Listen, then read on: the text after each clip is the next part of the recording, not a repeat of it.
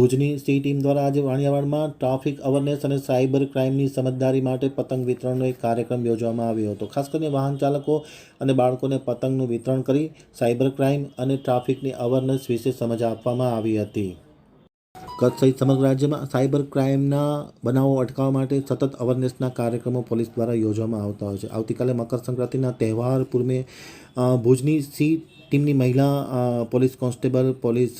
એએસઆઈના સૌજન્ય દ્વારા આજે ભુજના વાણિયાવાડમાં ટ્રાફિક અવેરનેસનો એક કાર્યક્રમ યોજવામાં આવ્યો હતો, જેમાં ખાસ કરીને બાળકોને અને અન્ય વાહન ચાલકોને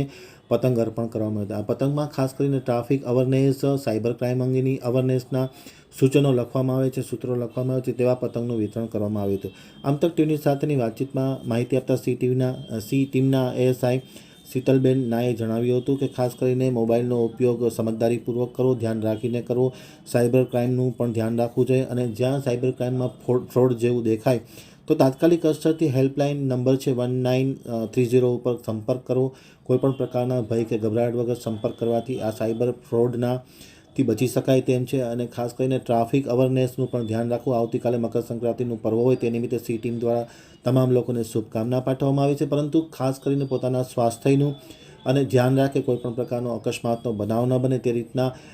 મકર સંક્રાંતિનું પર્વ ઉજવવા માટે અપીલ કરી છે। હવે જોઈએ શીતલબેન નાયની આમતક ટીવી સાથેની વિશેષ મુલાકાતના પ્રસ્તુત અંશો। જય હિન્દ સૌને। પશ્ચિમ કચ્છ પોલીસ તરફથી જે અત્યારે સાયબર ક્રાઇમના બનાવો અવારનવાર બનતા હોય છે, તો એમાં પબ્લિકમાં જાગૃતતા આવે અને અવેરનેસ માટે કરી અને ઓલ ગુજરાતમાં અત્યારે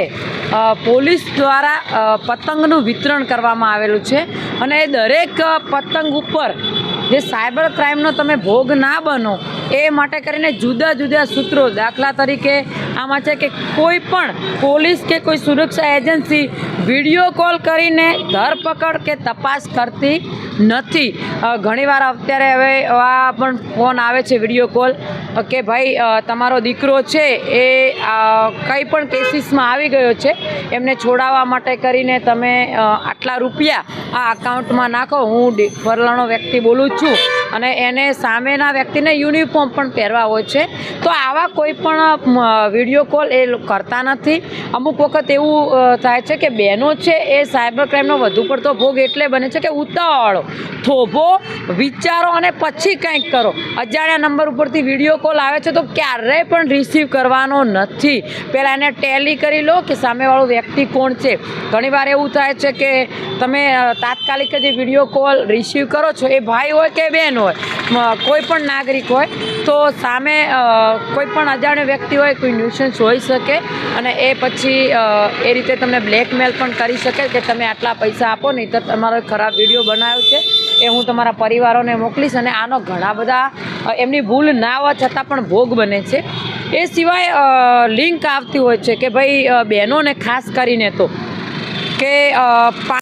5,000ની વસ્તુ મળે છે, એટલે બહેનો કેવી છે લાલચમાં આવી જાય છે, બહેનો હોય કે ભાઈ હોય લાલચમાં આવીને લિંકને તો અજાણી કોઈ પણ લિંક આવે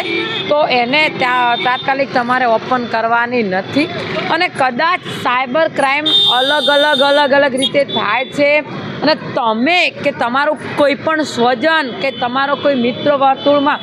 આનો ભોગ બને છે તો તાત્કાલિક જ તમે 1930 નંબર ઉપર સાયબર ક્રાઇમ હેલ્પલાઇન નંબર છે 1930, એના ઉપર તાત્કાલિક તમે જાણ કરી લો અને એ પછી તમારા જે પણ નજીકના પોલીસ સ્ટેશન છે ત્યાં જઈ અને તમે જે 1930 ઉપર કરશો એ તમારી ડિટેલ્સ લેશે, ઓનલાઈન તમારી ફરિયાદ થઈ જશે। એ પછી તમારા જે પણ નજીકનું પોલીસ સ્ટેશન છે એ પોલીસ સ્ટેશનમાં જઈ અને તમે આ વિશેની વિસ્તૃત માહિતી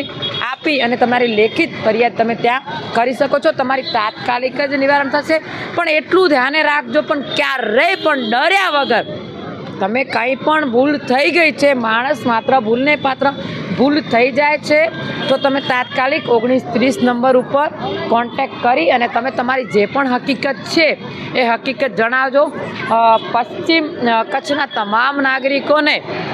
પશ્ચિમ કચ્છ તરફથી એક વિનંતી છે કે ઉતાવળે કંઈ પણ આવો વિડીયો કોલ્સ છે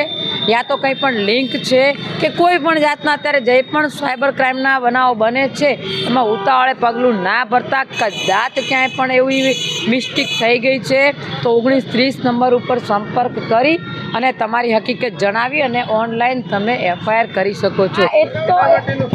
હા, એમાં એવું છે કે ઘણીવાર કેવું થાય છે કે તમે ભૂલ નથી કરી તે છતાં પણ એવું કહેવામાં આવે છે કે તમારું પાર્સલ આવ્યું હતું એની અંદર ડ્રગ્સ હતું, તો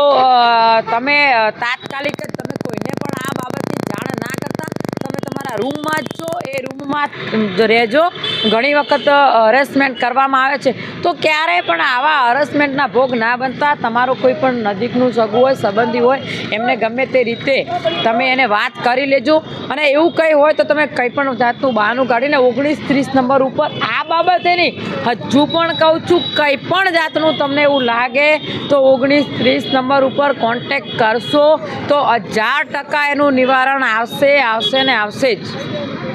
સચેત રહો, સુરક્ષિત રહો, મોબાઈલનો ઉપયોગ કરો પરંતુ ધ્યાને રાખીને કરો. જય હિન્દ, જય ભારત.